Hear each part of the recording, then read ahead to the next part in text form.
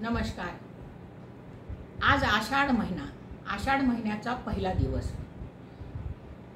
आषाढस्य प्रथम दिवसे मेघना सृष्टि सानु वप्रक्रीडा परिणति गजाः प्रेक्षणीय ददर्शः।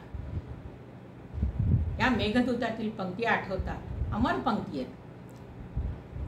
कालिदास, महाकवी कालिदासांचा स्मृतिदिनाचा स्मृतिदिनच म्हणावा लागेल, कारण त्यांच्या जन्माबद्दल आपल्याला काहीही माहिती उपलब्ध नाहीये। अशा महाकवीबद्दल अनेक दंतकथा आहेत, काही कथाही आहेत।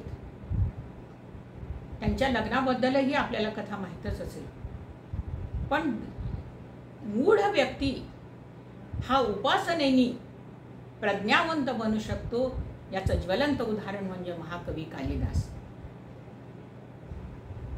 त्यांच्याबद्दल जरी माहिती उपलब्ध नसली तरी त्यांचं स्मारक मात्र आपल्याला अभिमानाची गोष्ट आहे की रामटेक येथे त्यांचं एक स्मारक आहे। ती त्यांची आठवण करून देतो, कारण मेघदूत हे काव्य त्यांनी तिथून लिहिलेले आहे अशी नोंद इतिहासामध्ये आहे। महाकवी कालिदास हा उपासनेने जितका प्रज्ञावंत झाला, तितकंच निसर्गावर प्रेम करणारे महाकवी। आणि निसर्गाचं वर्णन करताना मेघदूतातील पंक्ती आठवत असतील आपल्याला की यक्ष आणि मेघाचा जो संवाद आहे तो इतका सुंदर त्यांनी वर्णन केलेला आहे की हे मेघा, तू जेव्हा रामगिरी पर्वतावरून आम्रकूट पर्वतावर जाशील तेव्हा तुला तिथे आंब्याची झाडं दिसतील आणि त्याला पिकलेले आंबे लागलेले दिसतील। तिथून तू उज्जैनला जाशील तर तिथे तुला मोठमोठे महाल दिसतील। तू विदिशाला जाशील तर तिथे तुला केतकीचं वन दिसेल। तू मंदसौर वगैरे जाशील, तू हिमालयाच्या पायथ्याशी जाशील तर तुला नद्या आपल्या पर्वताला विळखा घातलेल्या दिसतील। तर नर्मदा नदी तुला दिसेल तर ती सुद्धा तुला फाटक्या वस्त्रासारखी दिसेल, कारण खडका जमिनीवरून ती वाहते।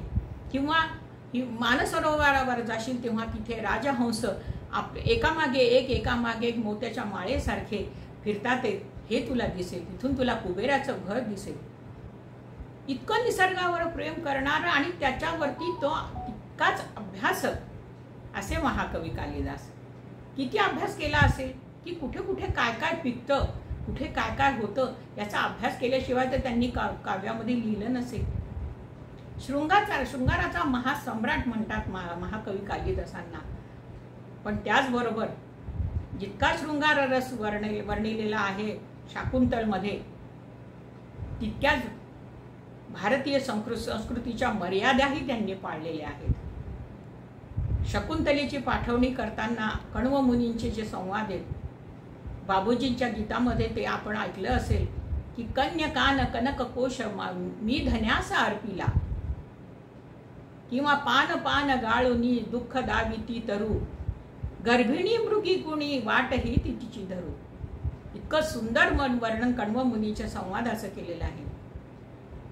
मुलीने कसं राहावं, मुलगी आपल्याजवळ राहणारी नसते, किंवा गृहिणीने कसं राहावं याचं सुद्धा काव्यामध्ये नाट्य रूपांतर करून त्यांनी त्या नाटकामध्ये ते दाखवलेलं आहे।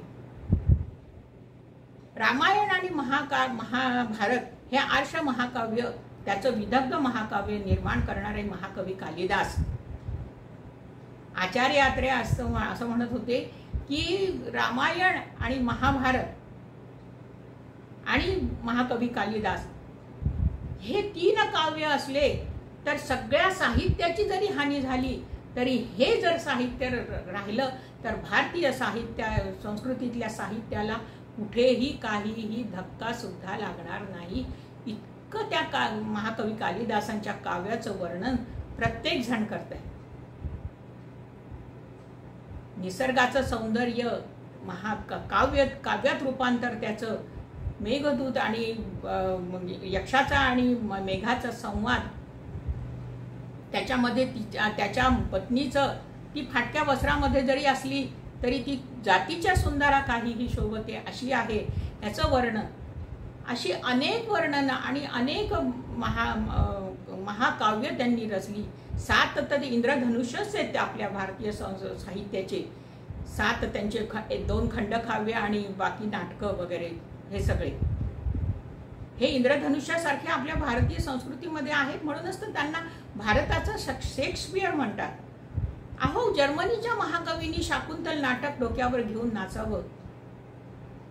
पण आज सांगण्यात आनंद होतो की आता आपल्या भारतातही याच्यावर अभ्यास करत आहेत आणि आनंदाने त्याचे प्रत्येकाचे वर्णन करून निबंध प्रतियोगितेमध्ये म्हणा किंवा त्यांच्या काव्याचं वाचन म्हणा, असं काही ना काही होत आहे. हीच त्यांना एक आपल्याकडून आदरांजली आहे की महाकवी कालिदासाचं हे सगळं साहित्य, हे काव्य, ही नाटकं तर अजूनही चालतात आणि ती संस्कृत भाषेत जरी असली तरी त्याचं मराठीमध्ये जे भाषांतरित केलेलं आहे ते सुद्धा अतिशय सुंदर वाचण्यासारखे आहेत. याचा अभ्यास केला पाहिजे आणि हीच आपल्या महाकवी कालिदासांना एक आदरांजली आहे. इतकं बोलून मी आपल्या वाणीला विराम देते.